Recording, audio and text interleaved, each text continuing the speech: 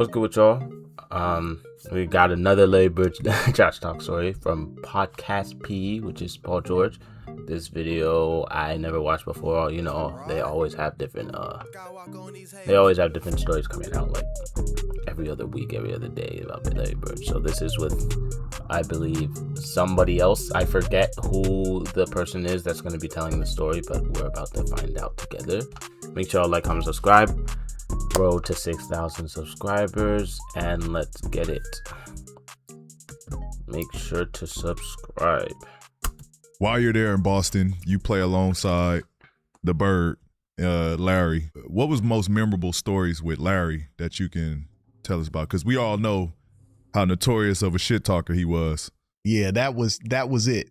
I mean, how much shit he talked, right? Because I thought when I first got there, and having grown up on the West Coast and always pulled against the Celtics when they were playing against the Lakers, you know, during the Showtime days, I was like, man, they letting this white boy who can't jump, who's not athletic, kill them like that. He ain't that damn good until I got there. Yeah. And I remember one of the first practices, he told me and Reggie Lewis, he said, I want to play you guys 1-on-2. up to 7, right? And so, like, come on, man. He was like, the only catch is I get the ball first. So me and Reggie look at each other, be like, yeah, all right, man, whatever. So the next thing you know, it's 6-0. Yeah. Right? We ain't even touched the ball yet. He hits his first 6 shots. Yeah. So when it got to be 6-0 and we go into 7, we like, because it would be like one of us would guard him and another one would be ready to try to get the rebound.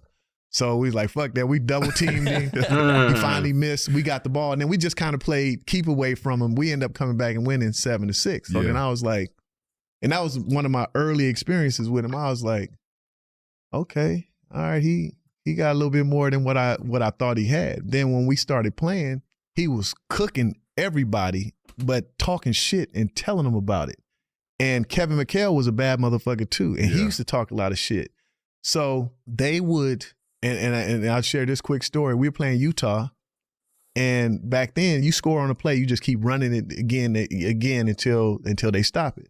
So I would have to hit Reggie, go through, set a cross screen for Larry, and Karl Malone was guarding Larry. It's a hard Larry was killing him. Kevin McHale was locking Karl Malone up on the other end, and Larry was talking about, yeah, we two bad white boys, ain't we? So I remember going across, setting the screen on Karl the first time. Larry came off, caught it, scored. As we were running back down the court, Karl Malone said, young fella, you set a screen on me again like that, I'm going to knock your head off your shoulder. That's what I figured. The whole time I'm running down court, I'm like, damn, is he really going to Karl do this running shit? into you? I know we about to the screen? Because we just scored on him. So I hit Reggie again. I go across to set the pick, and I'm standing in the middle of the lane. Larry cuts off, and I see Karl rear his forearm back like this. So I'm standing in. I'm like, is this motherfucker really going to try to do it? And he came through, and at the last second, I jumped out the way. And I was like, damn, he really? Yeah. And he was going to take it out on me because Larry was busting his ass, busting his ass and talking shit. But, that story and the last one that stuck out with me, as a rookie, we were staying at the Howard Johnson's Motel by Fenway Park. And Larry came and got all the rookies that were trying out for the team and took us to dinner. And so we're sitting at dinner. We can't believe, like, Larry Bird is actually taking us out. And we said, hey, where is it that we can go out down here in Boston tonight? He said, go to the Ramrod. It's a club right across the street from the motel. Yeah. So the name right there, right? The Ramrod. I'm like, that don't sound right, right? Sound a little fishy. So we get back, we wait until it gets a little bit later and shit, come out the motel, and across the street is the club, the Ramrod. So we come out and look, and it's a long ass line waiting to get in. So we walk across the street. It's dark out. It's all dudes in black leather and motorcycles and shit, but all not one single woman. Yeah. So we like, and the club is called the Ramrod. Uh-huh. So we was like, oh, Uh-huh. okay. He was trying to do us dirty.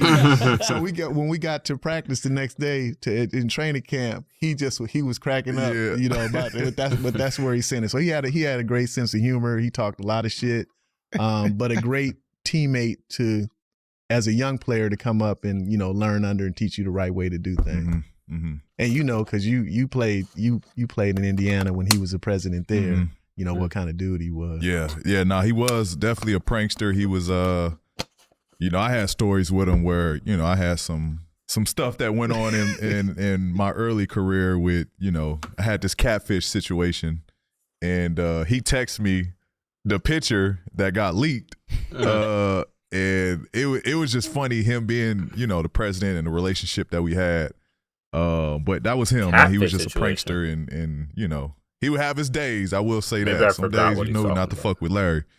But then, you know, for the most part, he was, you know, he was pretty cool and chill. We've heard the rumors that Larry would actually be offended if another white guy would be guarding him. Was that true? And do you have any stories of him kind of complaining about that? That's definitely true.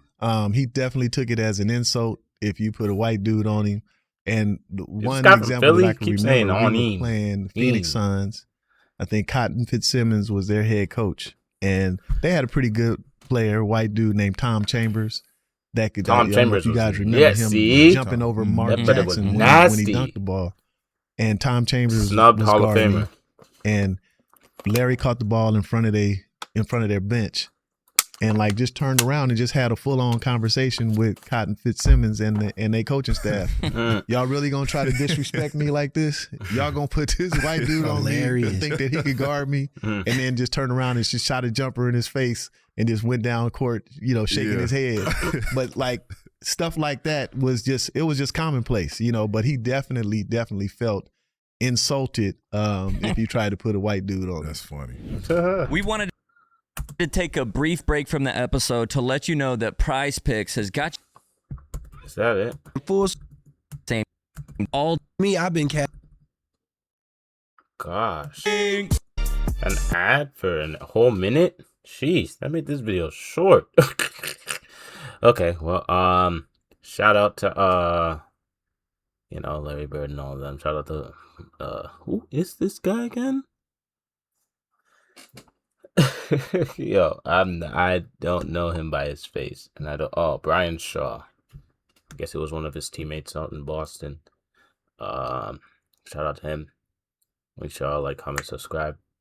I'm gonna try to get more content out. I know I've been slacking lately. I just came back from Dominica vacation, so I'm back on it, back with it. Hopefully, y'all will recommend me videos to react to, because I pretty much reacted to every single thing y'all recommended. So I need something new. If you have recommendations, please look at my channel first and see what I reacted to already, and then give me recommendations, because I get a lot of recommendations from things that I've already seen before. So make sure it's something that I haven't watched already. And I posted around like hundreds of videos. So if it's super popular, I've probably seen it already. So yeah, make sure y'all like, comment, subscribe, and I'll catch you on the next one.